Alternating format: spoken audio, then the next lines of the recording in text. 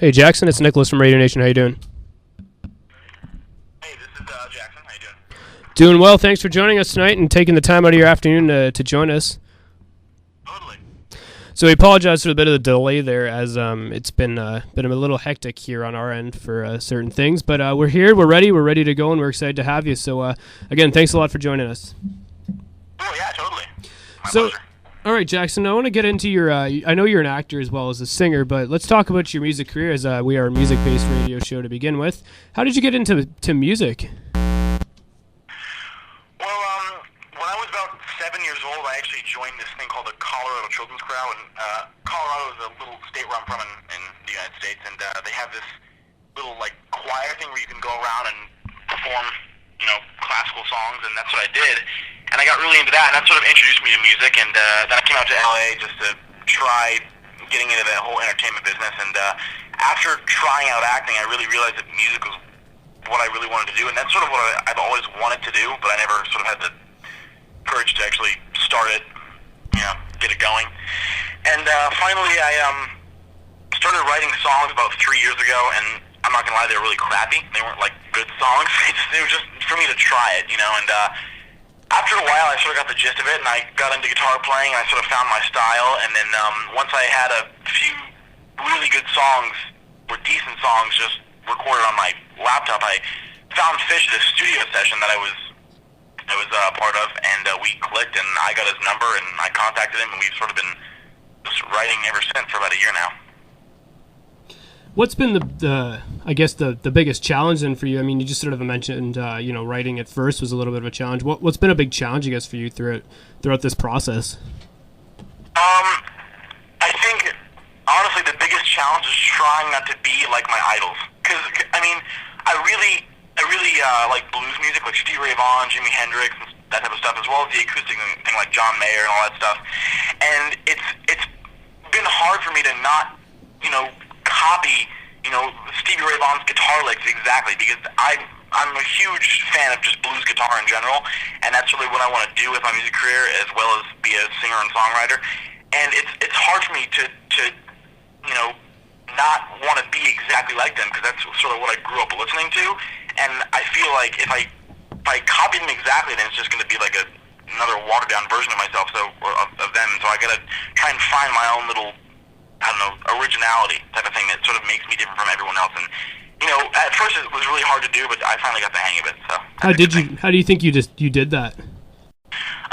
Honestly, it was sort of a trial and error thing. I mean, I started writing songs, and they sounded exactly like Stevie Ray Vaughan songs, or exactly like John Mayer songs, or stuff like that.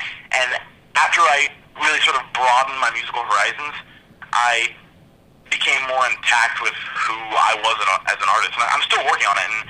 And I actually saw this awesome quote from Miles Davis, who's actually a really good jazz player, and he said that it takes a long time to play like yourself, and it's really true. I mean, it takes a long time to really find your groove, and I've only been doing this for about 3 years, and I can guarantee you that 10 years later, 13 years from now, then I'm going to have an even better, more unique, more original sound. It's just going to grow as I keep doing it. I think songwriting is going to be the one thing that's going to help me through that.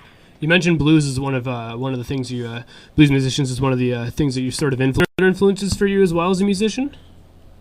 Yeah, I like like I said, acoustic stuff. That's a really big thing for me.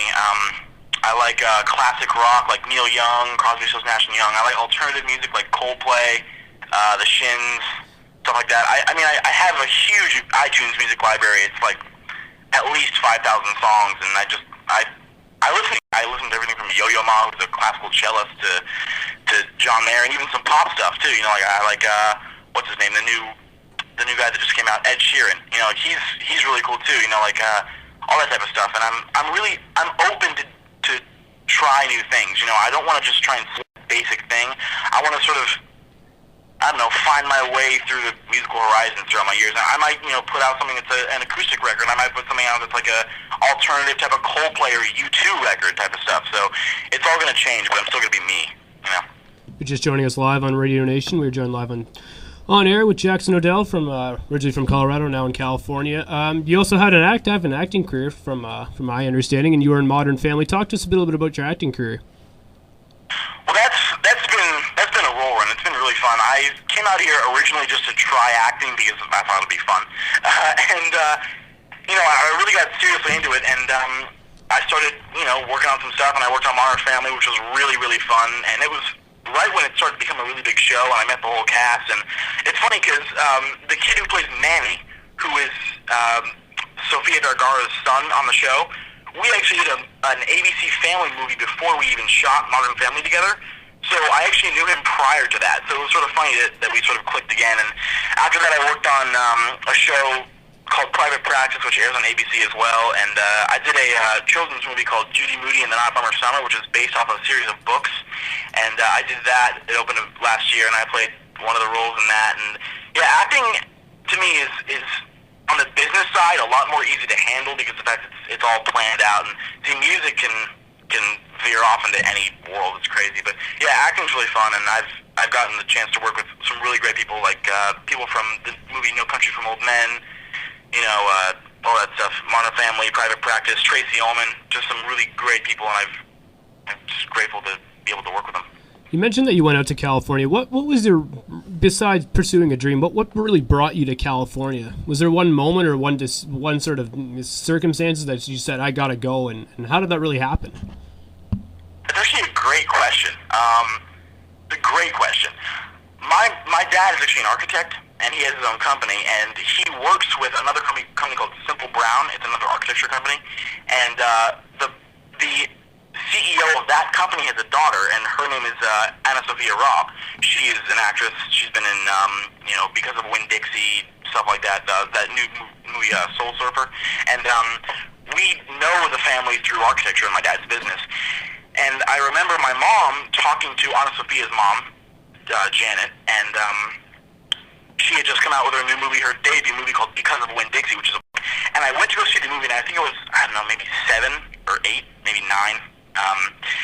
And I saw the movie, and my mom said, "Oh yeah, that's Janet's daughter." And I said, "Wow, she's doing that." And I thought to myself, I said, "Wow, if someone that close to me who came from," and she's also come from Colorado, by the way. And I said, if someone like that, who's from the same place I am and has the same beginnings, I could probably do this too. So I thought to myself the whole movie, I was like, I could totally do this.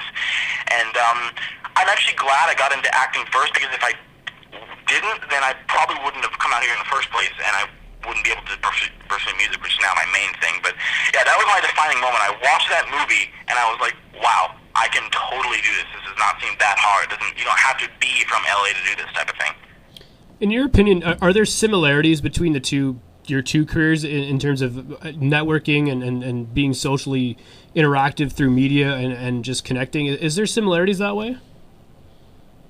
Definitely. I think, like you said, networking, without a doubt, that's all what it's about. If let's just say you're at some event, right, and some guy comes up to you and he's a producer for some, company, and he says, well, who are you? And you talk, and you finally, you network into his network, and finally, once you create really good bonds and friendships between people, it's easy to, I don't know, it's like an easier pathway to get what you want, I guess. I mean, because if you're, whether it's at the studio or at an event, as long as you network with people, that's exactly how you got to get things done. Because if you're a musician or an actor, all you need is people. Because if you don't have people, then it's harder to get places. So in the sense of networking, it's a lot easier when you have people by your side. So yeah, acting and music are definitely similar in the sense of networking.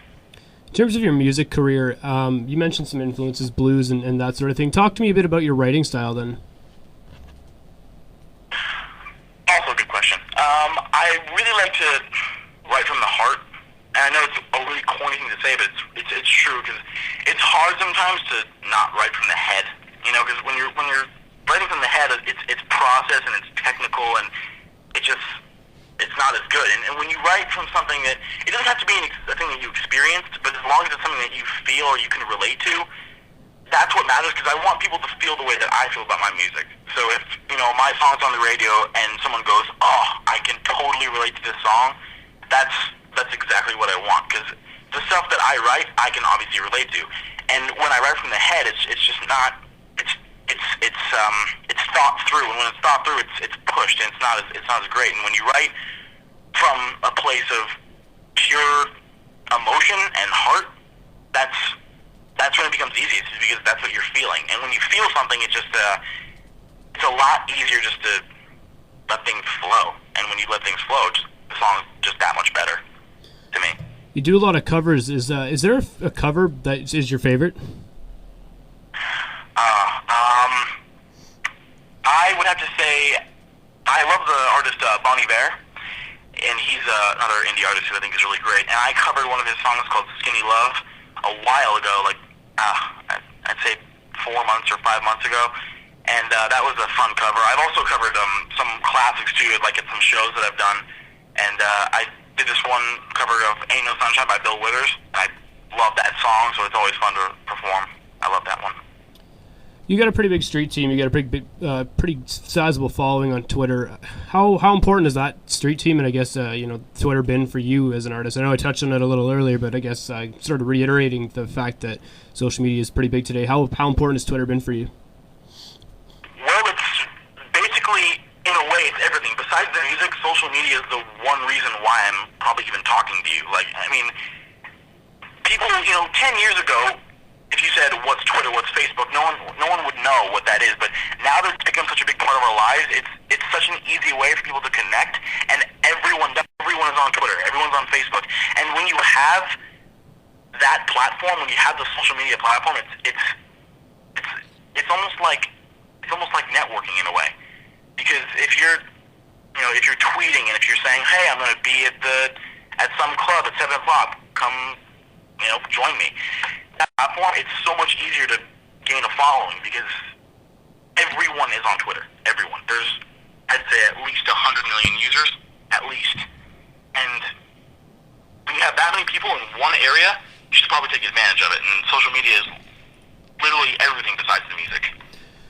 It's really important. I'm going to ask you some questions. They're a little more fun than usual. We like to do this on the show as well. We like to ask a bunch of quirky, fun questions and get some of the fans to your fans and our fans as well to get to know you a little more. So I guess first question is, what is your favorite movie?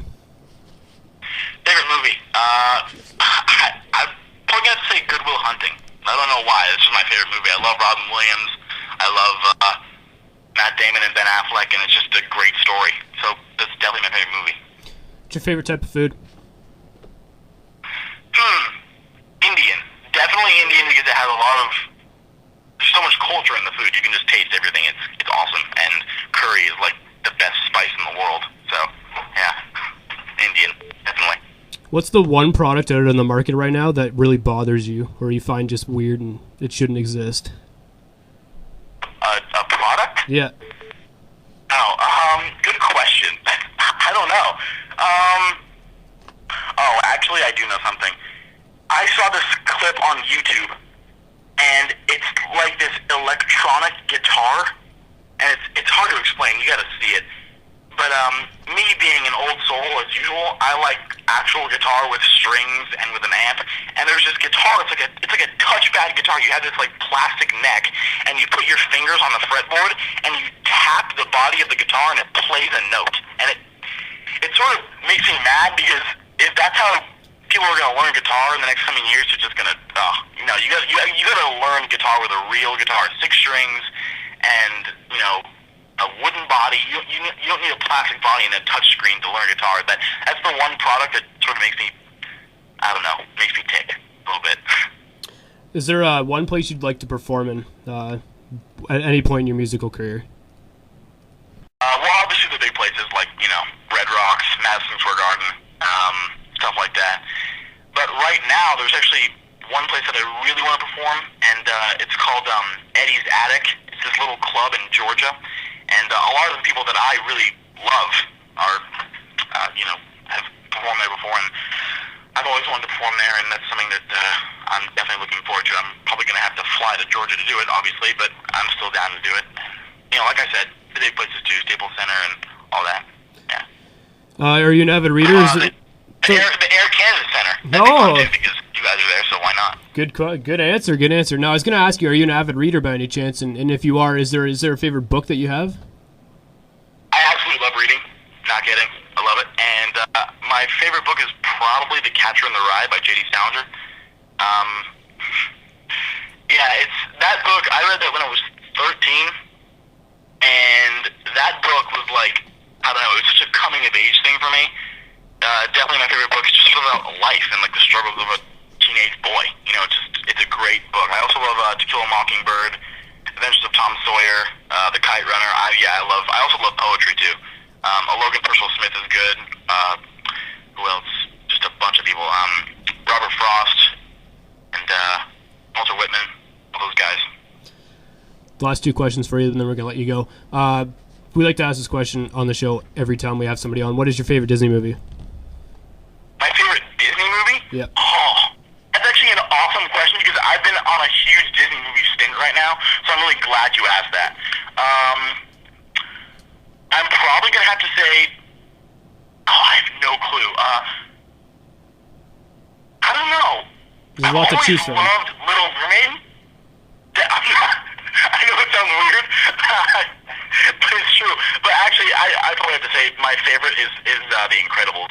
I love that movie. It's just like, I've always wanted to be, because the kid in that movie, the one who runs really fast, I've always wanted to run really fast. So like, I don't know, I just love The Incredibles. Great movie. You're on death row, and you're about to execute you. What's your final meal? What is in it? Well, Nick, probably a Chipotle burrito. Definitely a burrito. I love Mexican food. So I'd say burrito with salsa. My dad's homemade salsa, which is amazing. Shout out to that. And some classic tortilla chips and a giant Coke.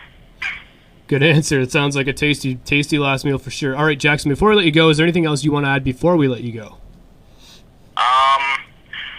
Well, to all my fans who are listening right now, I love you guys. Thank you for listening. And this is a really fun interview, and hopefully I get to talk to you guys again. Perfect. Well, thanks a lot for coming on the show, Jackson.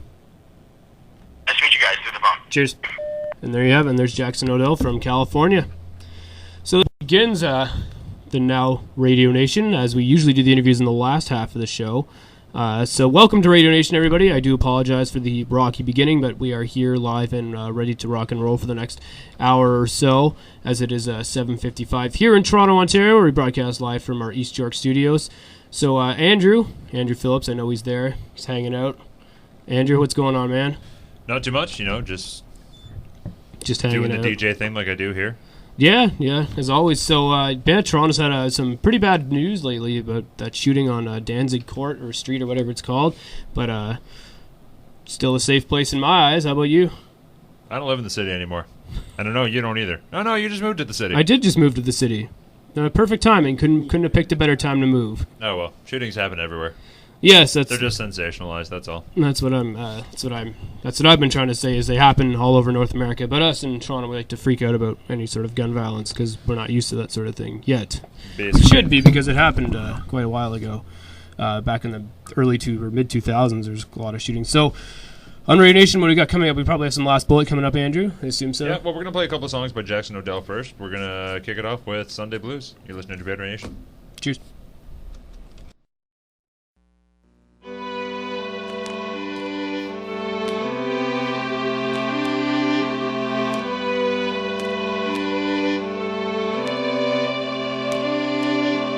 People always say that I am crazy. I disagree, but I can be. It's just their point of view.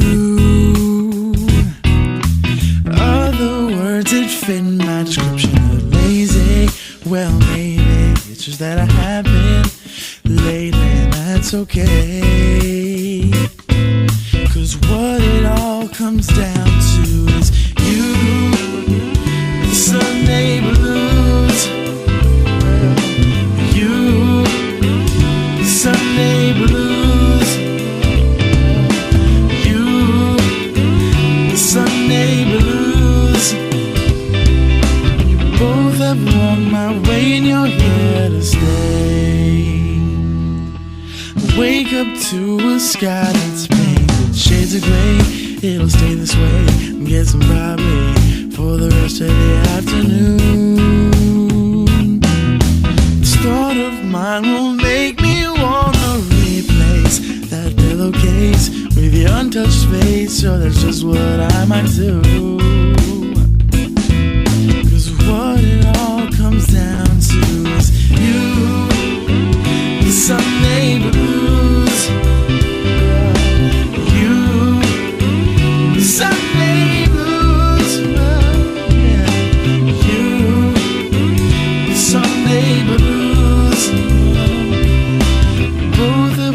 my way and you're here to stay.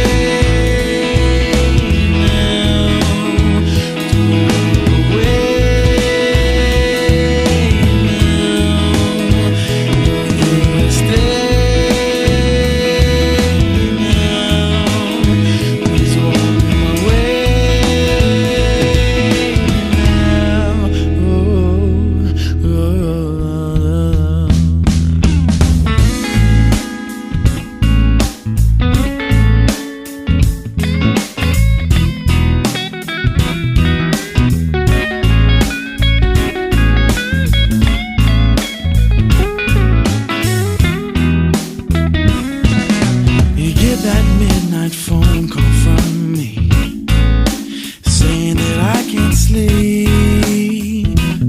Silence on the side, which means tonight we're sleeping, wondering what it could have been. 'Cause what it all comes down to is you. Sunday blues, well, you. Sunday blues, baby, you. Sunday blues, yeah. Both have walked my way and you're here now.